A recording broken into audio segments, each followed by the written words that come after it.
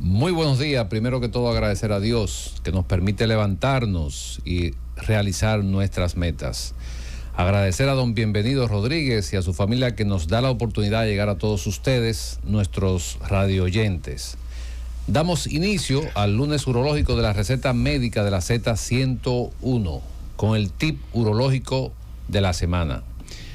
Un paciente con cáncer de próstata que se va a operar, le convendría una cirugía laparoscópica asistida por brazo robótico o por robot.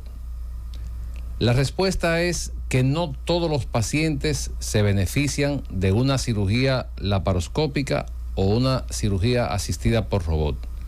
Hay pacientes que se benefician de una cirugía abierta, o sea, les va mejor con una cirugía abierta. Pero hay otros pacientes que incluso le va mejor no realizándose ningún tipo de cirugía. Ante la duda, visite a su urólogo. Y continuando, vamos hoy con una noticia médica. Es el primer método anticonceptivo no hormonal para hombres que podría estar listo a finales del año de este año 2023. Se llama Rizuk. Es un inhibidor reversible del esperma bajo control y está siendo investigado en el Instituto Indio de Tecnología. Los ensayos de unos 3.000 voluntarios alcanzó una eficacia de 97%. Entre sus ventajas de este anticonceptivo masculino, que se supone que va a estar ya para finales de año, está la reversibilidad. O sea, que con una inyección de agua y bicarbonato de sodio, los hombres podrían recuperar su fertilidad. Es económico y no quirúrgico. O sea que es una noticia alentadora para nosotros ofrecerle a nuestros pacientes. Inmediatamente pasamos a presentar nuestro invitado de hoy, quien nos va a hablar de un tema muy interesante y que nunca hemos tratado por aquí, el doctor Juan Pablo Mejía, quien es cirujano urólogo. Hoy nos estará edificando, estaremos hablando de cómo se forman las piedras o los cálculos o las litiasis en vías urinarias. El doctor Juan Pablo Mejía, quien labora en la clínica Corominas Pepín y en el Centro Policlínico Nacional, nos hablará de ese tema en el día de hoy. Muchas gracias, muy buenos días Juan Pablo y gracias por aceptar nuestra invitación. Muy buenos días, al contrario, tengo que agradecerle a ustedes por la invitación que me atañe. Miren, y agradecer también a la sintonía y saludar a las personas que nos sintonizan. Entonces, ese tema de que hablaremos hoy de las piedras, o sea, ¿cómo se forman las piedras a nivel de vías urinarias? ¿Cuál es el mecanismo por lo que un paciente podría desarrollar o formarse una piedra en vías urinarias? Lo primero que me gustaría definir qué es una piedra. Okay, una piedra, cálculo, lito. Es un acúmulo de minerales, las cuales se depositan en las vías urinarias.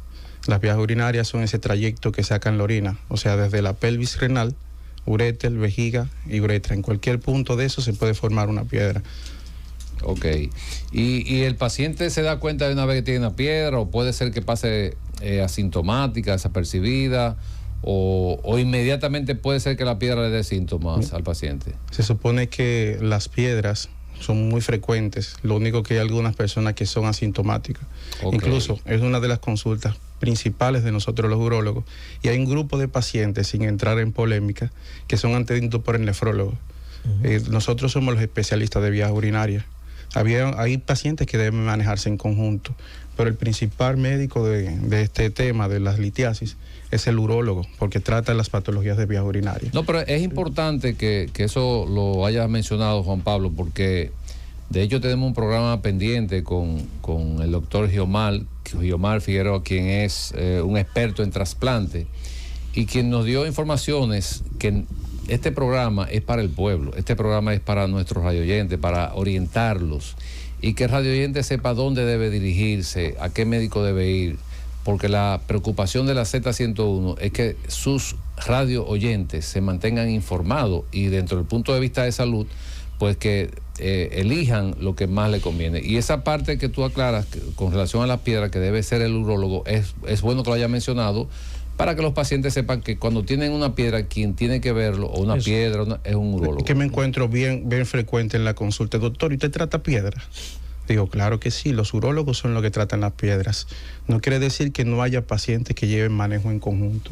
Sí debe de haber manejo en conjunto de determinados pacientes, pero las litiasis afectan las vías urinarias y nosotros somos los especialistas de esa área, de vías urinarias o tracto urinario. ¿Y cuáles serían las principales, diríamos, señales o síntomas de estos cálculos o piedras en las vías urinarias? Generalmente lo que hablamos siempre, lo que lleva al paciente a la emergencia es el dolor lumbar.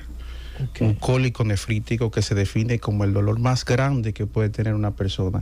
Incluso lo comparan con el tema del parto, sí, que es peor que el parto. He visto hombres fuertes doblarse de un dolor lumbar. Aparte de eso puede haber sangrado en la orina, puede haber también náuseas porque produce síntomas vegetativos. Son síntomas intestinales relacionados con patologías que no tienen que ver con las vías digestivas. Náusea y vómito, generalmente esos son los dolores, la manifestación clínica. Y por ejemplo, todos los pacientes que tienen piedra, vamos a decirlo así, ¿tienen que ser operados, tienen que ser tratados o hay pacientes que pueden observarse? Principalmente el urólogo tiene dos puntos a tratar cuando ve un paciente con piedra. Es si da tratamiento activo y también determinar qué pacientes de esos que le ha aplicado tratamiento o que no le ha aplicado tratamiento lleva identificación de riesgo litogénico. Porque uno ve un paciente con piedra, lo trata, le quita la piedra y ese paciente puede formar piedra nuevamente. Nosotros tenemos que identificar qué paciente tiene riesgo de formar piedra y aplicar algo que se llama tratamiento metabólico o metafilaxis de la orina, que es mantener la orina en sus composiciones lo más cercano al normal. Para hablar de eso tendríamos que hablar ya de cómo se forman las piedras y las funciones de los riñones. Okay, pero no todo paciente, todo paciente lleva cirugía. Dependen de criterios. Las piedras pueden causar daños a nivel renal por obstrucción o por infección. Si el paciente tiene una obstrucción, un cálculo con un tamaño significativo, se puede aplicar un tratamiento. Si tiene infección también asociado con la piedra o la obstrucción que produce la misma, también lleva tratamiento. Ok. Por ejemplo, un paciente va a la consulta, un chequeo de rutina, le realizamos una sonografía y reporta que tiene una piedrecita, pero el paciente no tiene dolor, no tiene infección, no le está produciendo ningún tipo de daño. O sea, ese paciente puede vigilarse. Hay cálculos que se pueden observar. Vigilar, y no solamente eso, sino también analizar la composición de su orina para tratar de buscar elementos que estén alterados en la misma que lo lleven a formar las piedras. Porque nosotros en la orina tenemos factores que son protectores que evitan que uno forme piedra, como por ejemplo el citrato, el magnesio, una proteína de Tans-Hoffmann que está en la orina. El agua principalmente es el factor principal que deberíamos de mencionar, pero casi nosotros no tenemos la cultura de consumir agua. O sea, eso quiere decir, y es importante, vamos a decir, recalcar lo que dice nuestro invitado, Juan Pablo, que un paciente con una piedra, una piedrecita pequeña, como decimos, o una arenilla, que no está produciéndole dolor, no le está produciendo infección, no está produciendo daño a nivel del riñón, es un paciente que puede vigilarse. Quiere decir esto que no es necesario que usted vaya a cirugía. ¿Por qué? Porque esa piedra probablemente nunca crezca más de ahí o se pueda manejar de otra manera. O sea que eso es importante porque cuando el paciente le diagnostica una piedra, el paciente se alarma y con razón, lógicamente, pero hay pacientes que tienen 10 años, 15 años con la piedra en el mismo lugar y no pasa nada. Exacto. Y eso es importante que nuestros oyentes lo sepan. Muy bien. El dolor lumbar al que usted refiere, doctor, ¿con qué frecuencia debería darse? ¿O es persistente? Es un dolor tipo cólico. Viene y va.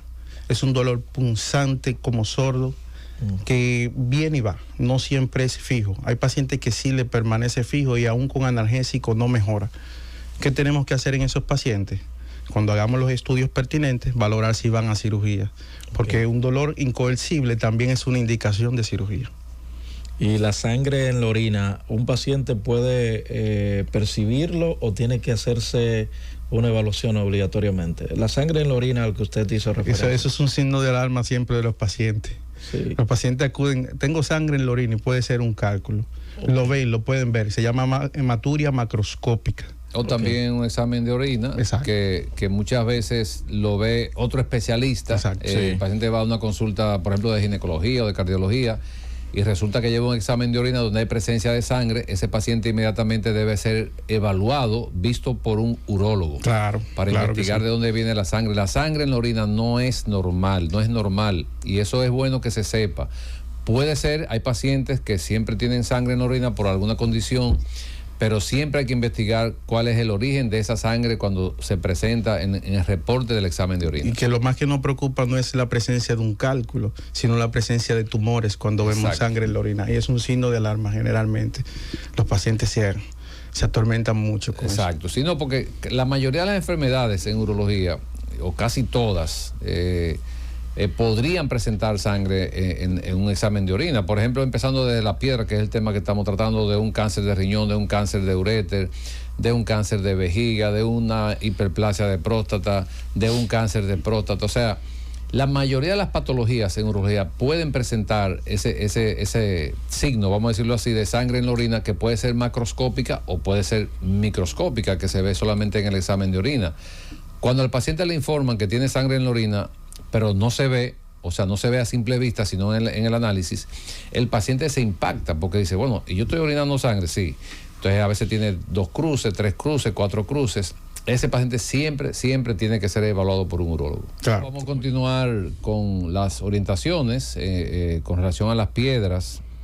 Entonces, le iba a preguntar con relación a una piedra que dice un paciente que tiene de ácido úrico, que si él tiene que tratarse con medicamento o hay que operarlo. Depende si está ocurriendo una obstrucción en el momento.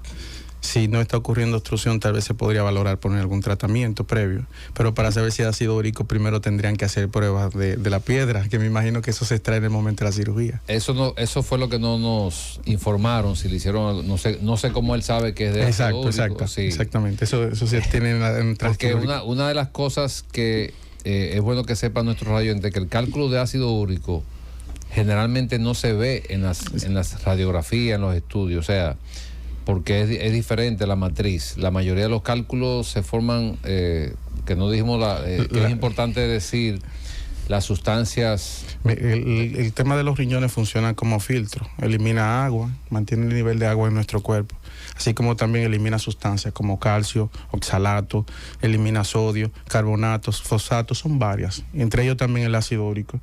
Cuando esas sustancias se encuentran sobresaturadas en la orina, forman un cálculo, precipitan en formas de sales. Es, por ejemplo, siempre pongo la analogía entre un vaso con agua, uno va echándole poco a poco sal, vemos en un punto donde ya el agua no es suficiente para diluir la sal y precipita. Okay. Eso mismo pasa en nosotros. Y por eso es que nosotros vigilamos toda esa composición en la orina para llevar esos volúmenes a niveles normales.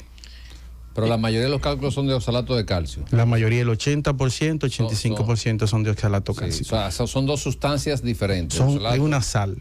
Okay. Una se obtiene por la dieta, las dos se obtienen por la dieta, una es por el metabolismo bacteriano, el oxalato, a nivel intestinal se absorbe, y otra se obtiene de la dieta y otra se puede sacar del hueso, por ejemplo, ese es el calcio. Okay. ¿Afecta de igual manera esto de los cálculos en vías urinarias a los hombres y a las mujeres? Es más frecuente en hombres al principio de la edad, okay, entre 20 a 40 años por ahí. Después que llega la menopausia se hace más frecuente en las mujeres. Ese factor protector de los andrógenos y estrógenos se quita, de los estrógenos, perdón, se quita. Es importante decirle a nuestros radioyentes, por ejemplo, con relación al magnesio, que dicen que sirve para tratar los cálculos. Realmente no es así. Lo que sucede es que cuando el magnesio, como dijo el doctor anteriormente, la mayoría de los cálculos son de oxalato y de calcio, ¿no? Son dos sustancias. Entonces el magnesio se une al oxalato y evita que el oxalato se una al calcio. Entonces ahí se evita que se formen las piedras, pero no es que se use el magnesio para las piedras después que están formadas. Esto se usa para evitar que se formen. Y un mito muy frecuente que he escuchado: no tome leche, no coma queso porque tú formas piedra. Hay pacientes que si tú le quitas el calcio de la dieta, te van a formar piedra, porque son cálculos a expensas más de oxalato, en algo que se llama hiperoxaluria entérica, donde hay una mayor absorción de oxalato. O sea, que es buscar el equilibrio, y de eso nos encargamos nosotros los urólogos. Sí, entonces, por ejemplo, cuando hay un cálculo, hay un estudio que se llama cristalografía, que es un estudio donde pues nosotros investigamos cuál es la composición de esa piedra y en base a esa composición pues se toman algunas medidas, que pueden haber dietas o tratamientos. Sí, exacto. De hecho, como tú mencionaste anteriormente, que hay cálculos que se pueden tratar con medicamentos, que el paciente no tiene que ser operado, siempre y cuando sea de ácido úrico, porque creo que es el único que podemos, ¿verdad? Y siempre y cuando no esté aunado a una condición específica que ya con la evaluación médica uno lo hace. Okay. Dice un oyente que él no sufre de nada, tiene 46 años, pero que ha visto que su semen se torna amarillento, que si eso puede ser alguna patología. El semen tiene una coloración amarillenta y es más concentrado así debido a un pigmento que se llama lipofuscina, que es normal que parezca. Okay. Y depende también del tiempo que tenga también para tener una relación y otra. Exacto. No es nada malo. Si hay duda, lo que se puede hacer en estos casos es hacerle un cultivo de semen. Exacto. Que nos va a decir si hay alguna presencia de bacterias en este un mismo espermatograma que nos da la celularidad completa. Que nos dice si hay leucocitos, básicamente. De nuevo, agradecemos a Dios siempre, como siempre, por concluir el programa. Gracias a la Z101, a don Bienvenido Rodríguez, que nos da para llegar a todos ustedes. Que el Señor los bendiga a todos. Nos vemos el próximo lunes.